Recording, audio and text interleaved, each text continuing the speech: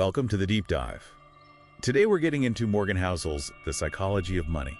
A really fascinating book. Absolutely. Our mission here is to unpack this idea that, well, our behavior, maybe more than our smarts or financial training, is what really shapes our financial lives. Yeah, it's all about the psychology behind it. Housel starts with this incredible contrast. You've got a tech executive, super successful, who apparently threw gold coins in the ocean and went broke. Wow. Right? And then there's Ronald Reed, a janitor, very humble life, who died leaving behind like over $8 million. That completely flips the script on who you'd expect to be wealthy. Exactly. So how does Housel explain something like that? Well, this is where it gets really interesting. His main point is that fundamentally, no one's crazy when it comes to money decisions. Meaning what looks irrational to me might make perfect sense to someone else. Precisely. It all depends on your unique life experiences.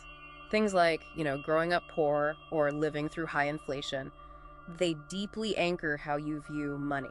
So like buying lottery tickets might seem illogical to some, but for someone else, it's maybe buying a tangible dream, a bit of hope. Exactly that. And what's fascinating is the research backs this up strongly. Studies show that the economic climate you experience in your early adult life, it profoundly shapes your willingness to take financial risks later. Regardless of education or anything. Irrespective of education level or how sophisticated an investor you become, your past really wires how you approach money. It's deeply ingrained. Okay, so our personal histories matter. Blood. From there, House kind of pivots to luck and risk, right? Another huge factor. A massive one, often uncomfortable to talk about. He uses the Bill Gates story. Yeah. His 1 in a million luck, basically, attending one of the only high schools in the world with a computer back then. Incredible timing. But then, the contrast.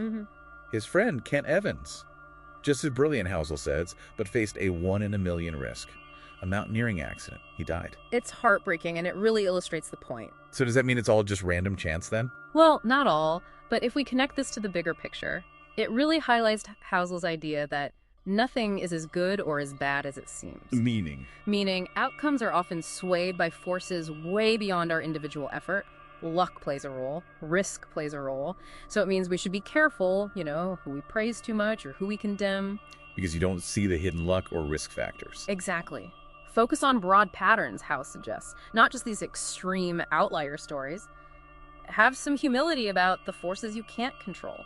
That makes sense. Okay, so from external forces like luck, he then turns inward to this internal struggle. Yeah. The danger of never enough. Ah, yes, the moving goalposts problem. He mentions that famous Joseph Heller quote about knowing when you have enough, but think he's real examples like Rajat Gupta or Bernie Madoff. Right, people with hundreds of millions, more money than they could ever need. Yet they risked it all, lost everything, because they just wanted more. What's that about? This raises a really important point Housel makes. There is no reason to risk what you have and need for what you don't have and don't need.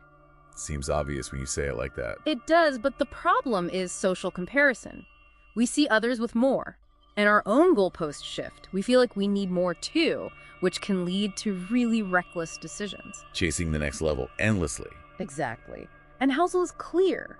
Your reputation, your freedom, time with your family, those are invaluable. They're never worth risking for just more money you don't actually need. Okay, let's shift gears to something almost counterintuitive. Compounding.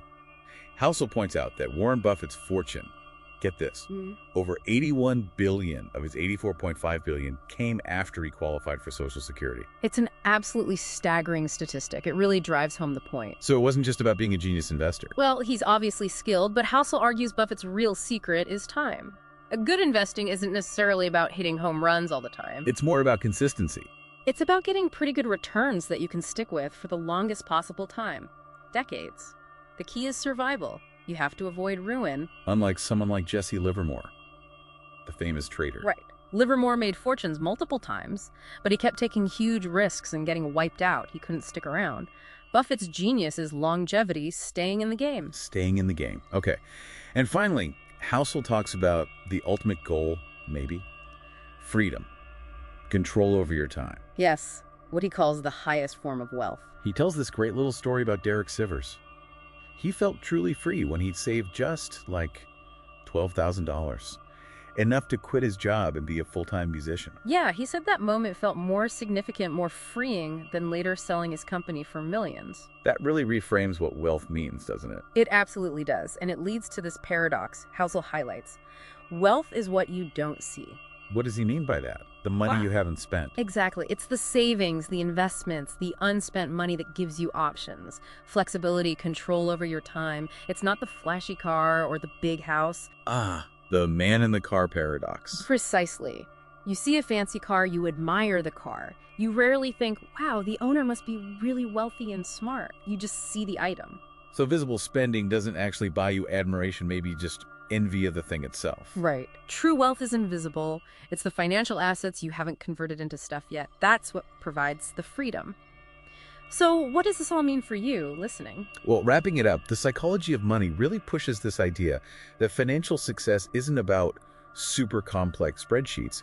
It's much more about mastering these timeless, often tricky human behaviors. So maybe the question to leave you with is, what stands out to you? Thinking about how the real luxury money buys might just be controlling your own time, and that real wealth is often hidden, built by choosing not to spend. Perhaps it's time to reconsider your own definition of enough.